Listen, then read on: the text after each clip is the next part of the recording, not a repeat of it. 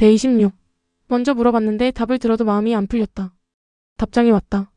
근데 읽을수록 더 복잡해졌다. 답장이 왔다. 그냥 같은 팀이야. 5글자. 서연은 그 문장을 여러 번 읽었다. 친하냐고 물었더니 같은 팀이라는 대답이 돌아왔다. 답이 되는 것 같으면서 답이 아닌 것 같았다. 다시 문자를 보내려다 멈췄다. 뭐라고 해야 할지 몰랐다. 그렇구나. 라고 보낼 수도 없었다.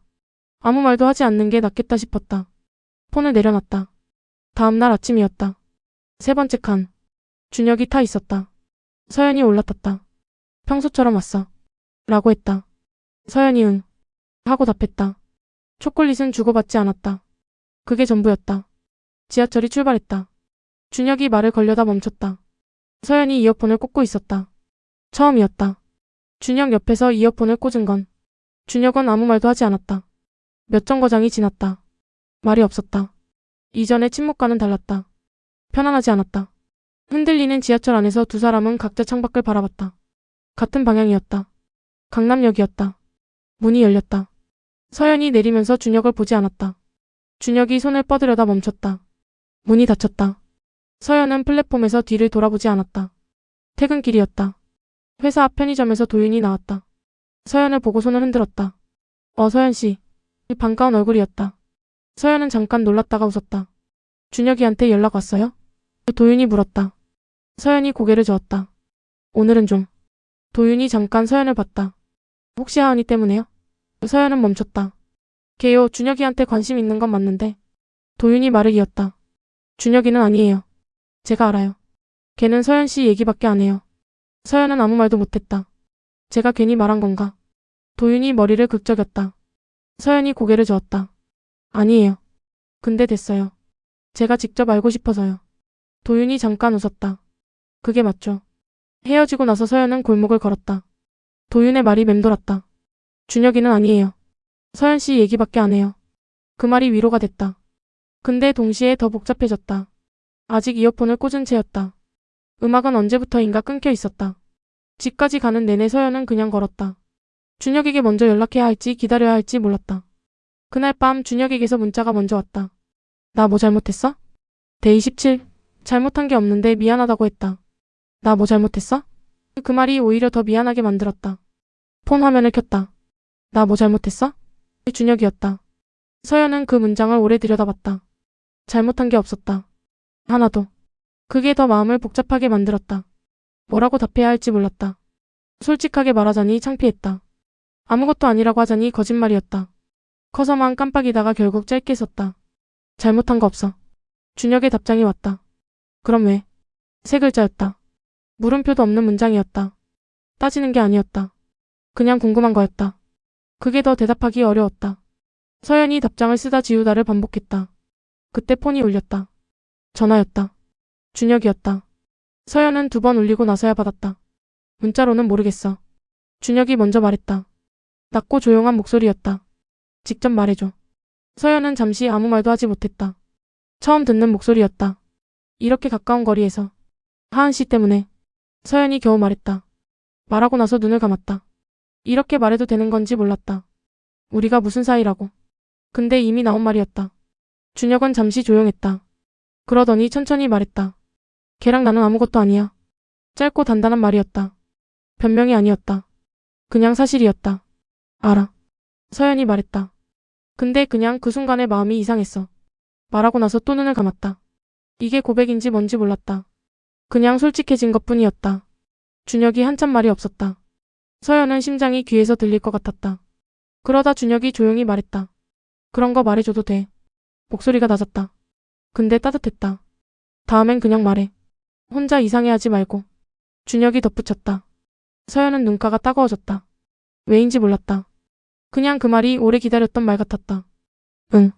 서연이 겨우 대답했다. 준혁이 말했다. 잘 자. 전화가 끊겼다.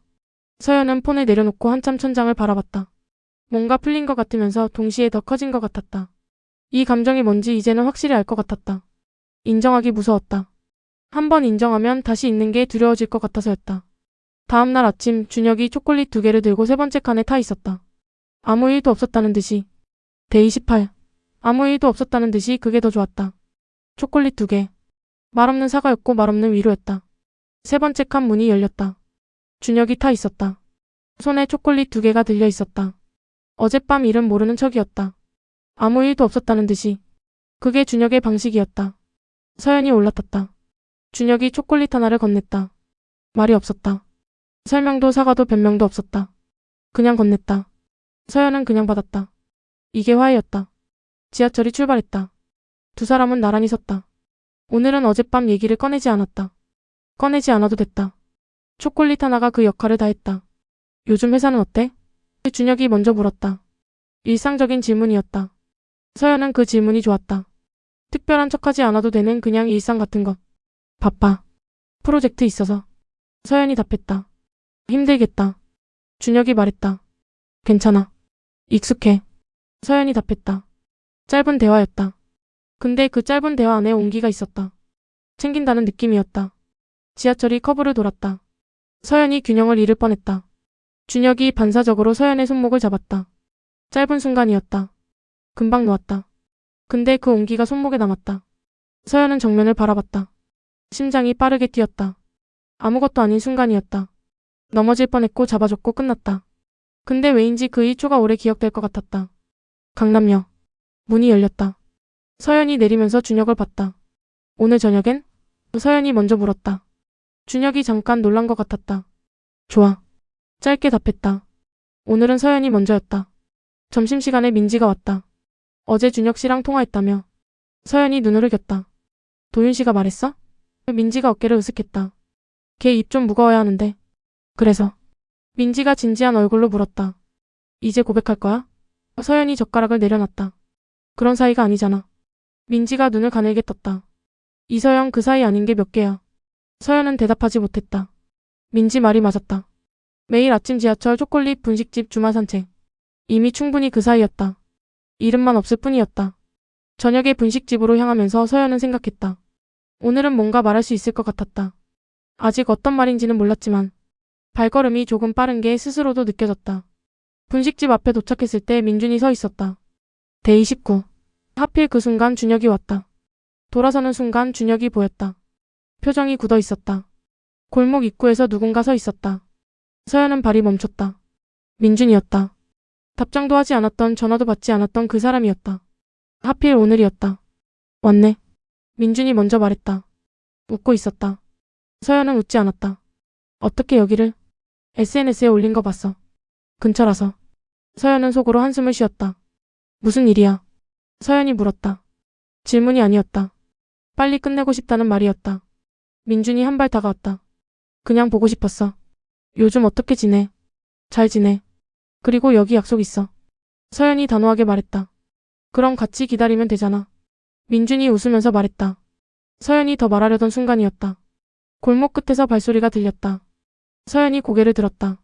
준혁이었다. 코트를 입고 손에 편의점 봉지를 들고 이쪽으로 걸어오고 있었다. 그리고 멈췄다. 준혁의 시선이 서연과 민준을 번갈아 봤다. 표정이 굳었다. 딱 한순간이었다. 그리고 다시 평소 표정으로 돌아왔다. 근데 서연은 그 한순간을 봤다. 왔어. 준혁이 말했다. 서연이 급히 말했다. 이쪽은 오래된 지인이야. 지금 막 가려던 참이었어. 민준을 봤다. 가. 말이 짧았다. 그래도 됐다. 민준이 준혁을 봤다. 준혁은 민준을 보지 않았다. 편의점 봉지를 들고 그냥 서 있었다. 민준이 한마디 없이 돌아섰다. 골목이 다시 조용해졌다. 셋이 됐다가 둘이 됐다. 서연이 설명하려고 입을 열었다. 준혁이 먼저 말했다. 들어가자. 배고파. 그냥 그 말이었다. 아무것도 묻지 않았다. 분식집 안에서 사장님이 두 사람을 봤다. 물을 내었다. 아무 말이 없었다. 오늘따라 더 조용했다. 두 사람 사이 공기가 달랐다는 걸 사장님도 아는 것 같았다. 밥을 먹으면서 서연이 말했다. 아까 그 사람 전에 사귀었던 사람이야. 준혁이 젓가락을 들고 있다가 잠깐 멈췄다. 알아. 모를 수도 있잖아. 표정 보면 알아. 더 이상 묻지 않았다. 헤어지면서 준혁은 평소처럼 손을 들지 않았다. 그냥 가. 한마디였다. 서연은 골목을 걸으면서 뒤를 돌아봤다. 준혁은 이미 반대 방향으로 걷고 있었다. 오늘은 기다려주지 않았다. 그날 밤 서연이 기다렸다. 잘자 문자가 오지 않았다. 데이 20. 잘자 그 두 글자가 오지 않는 밤. 기다리다 잠든 새벽 문자는 끝내 오지 않았다. 새벽 2시가 넘었다. 서연은 폰 화면을 켰다가 껐다를 반복했다. 문자가 없었다. 준혁에게서 오던 잘자 두 글자가 오늘은 오지 않았다. 없는 게 이렇게 크게 느껴지는 줄 몰랐다. 먼저 보낼까 생각했다. 문자창을 열었다. 잘자. 써놓고 지웠다. 오늘 왜 그래? 써놓고 또 지웠다. 결국 아무것도 보내지 않았다. 보내지 못했다. 잠이 오지 않았다. 천장을 바라보다 결국 눈을 감았다. 마지막으로 떠오른 건 준혁의 표정이었다. 골목에서 굳었던 딱 한순간의 그 표정이었다. 다음날 아침이었다. 세 번째 칸 문이 열렸다. 서연이 올라탔다. 준혁이 없었다. 손잡이를 잡았다. 오늘은 혼자였다. 초콜릿도 없고 왔어도 없는 아침이었다. 지하철이 출발했다. 서연은 이어폰을 꽂지 않았다. 그냥 소음 속에 있었다. 주변 사람들이 다 각자의 아침을 살고 있었다. 서연만 혼자인 것 같았다. 강남역에서 내렸다. 플랫폼을 걸으면서 폰을 꺼냈다. 준혁에게 문자를 보냈다. 오늘 지하철 못 탔어? 보내고 나서 걸었다. 심장이 느리게 뛰었다. 답장은 점심 즈음에 왔다. 일찍 나갔어. 세 글자. 설명이 없었다. 이유도 없었다. 그냥 세 글자. 서연은 그 세 글자를 오래 바라봤다. 민지가 옆에 와서 앉았다. 폰 화면을 봤다. 먼저 연락해. 짧게 말했다. 했어. 서연이 답했다. 그게 아니라. 민지가 서연을 봤다. 진짜 하고 싶은 말해. 서연은 아무 말도 하지 못했다. 진짜 하고 싶은 말이 뭔지 알고 있었다. 근데 말하면 뭔가 무너질 것 같았다. 아니면 뭔가 시작될 것 같았다.